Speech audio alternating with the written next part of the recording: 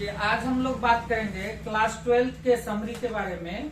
और उस समरी का नाम है now the leaves are falling fast. Now the leaves are falling fast, जिसका अर्थ होता है अब पत्ते गिर रहे हैं।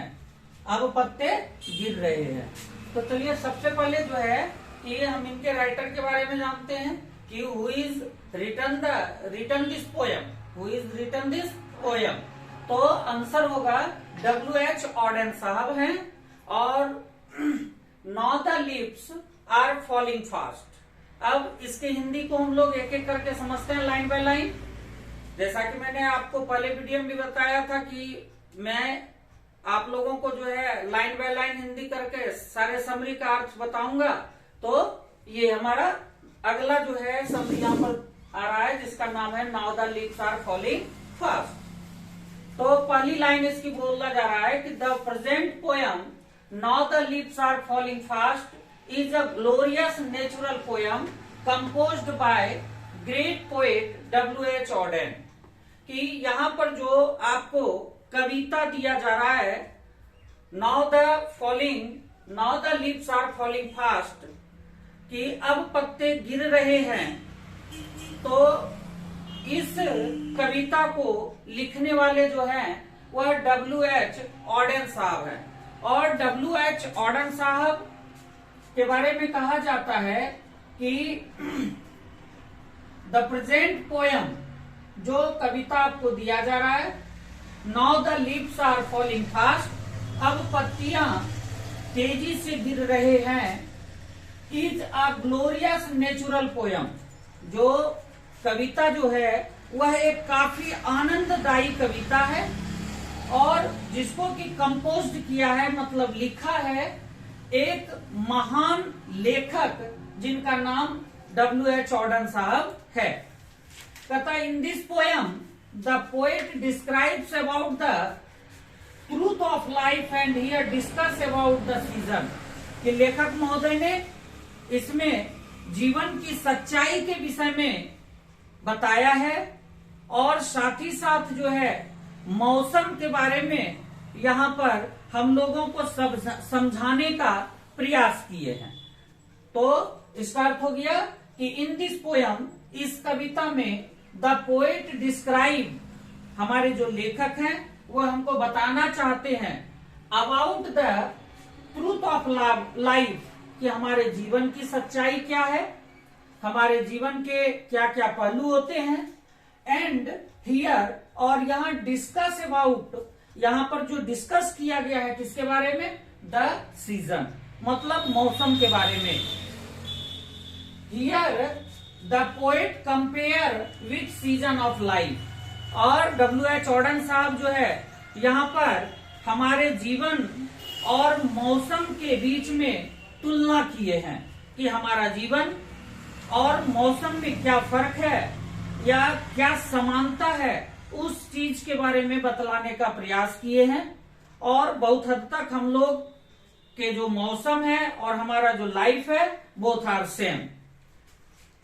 आगे देखते हैं कि the poet says that the time and life passing everybody either child और द यूथ एंड ओल्ड। कि हम लोगों का कवि कहते हैं, क्या कहते हैं भाई, कि समय जो है, समय जिस तरह से गुजरता है उसी तरह से हमारी जिंदगी भी गुजरती है।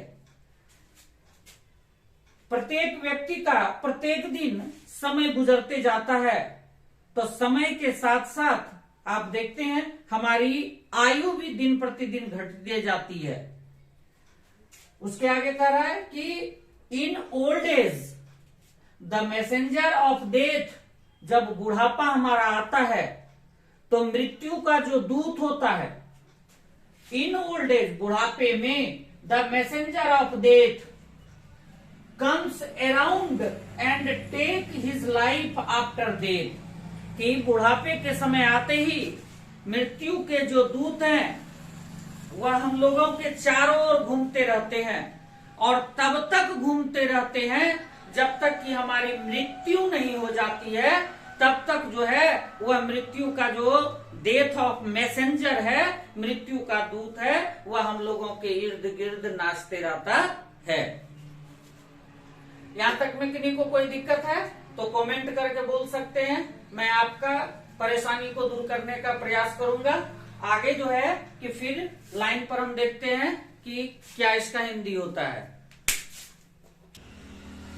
तो हम लोग उसके आगे की लाइन के हिंदी जो है कि समझते हैं कि then after our body becomes freeze, और मृत्यु के जो दूत हैं वह हमारे इर्द गिर्द घूमते रहता है, और जब हमारे आत्मा को, हमारे जो है जिंदगी को समाप्त कर देता है, तो उसके बाद हमारे शरीर जो होते हैं वह ठंडे पड़ जाते हैं, अर्थात मरणासन स्थिति में चला जाता है। It is our last journey, और यह जो है हमारा अंतिम जो है यात्रा होता है। रियली, सही मायने में, here the poet says as season comes the leaves start to falling fast, leaves fallen its branches and some small branches start to falling fast. Leaves fallen its branches and some small branches start to come out in the tree. तो कह रहा है कि हमारे कवि, हमारे लेखक जो हैं वह कहते हैं कि भाई ठीक उसी तरह से जो है, सही अगर कहा जाए तो पेड़ों में लगे हुए शाखाएं जो होती है, उस शाखाओं से पत्तियां निकलती है, और जब मौसम हमारे बदलते हैं, तो जब मौसम हमारे यहाँ के बदलते हैं तो पेड़ों की शाखाओं में लगे जो पत्तियां हैं वह पत्तियां भी जो है कि गिरनी शुरू हो जाती है, और जब फिर मौसम बदलता है तो उसी पेड़ के तने में शाखाएं निकलती है छोटी छोटी, और फिर उससे पत्तियां बाहर आनी शुरू हो जाती हैं। In fact, we can say that, सही मायने में हम कह सकते हैं that in this poem the poet teaches us that we are just like a water ball or travelers।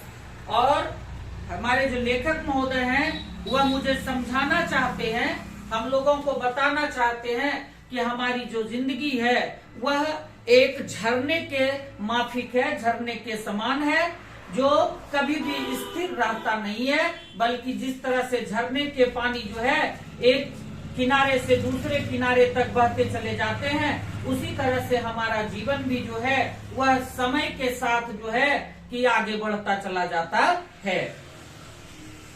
Life is a short journey, जीवन जो है बहुत छोटी सी यात्रा है।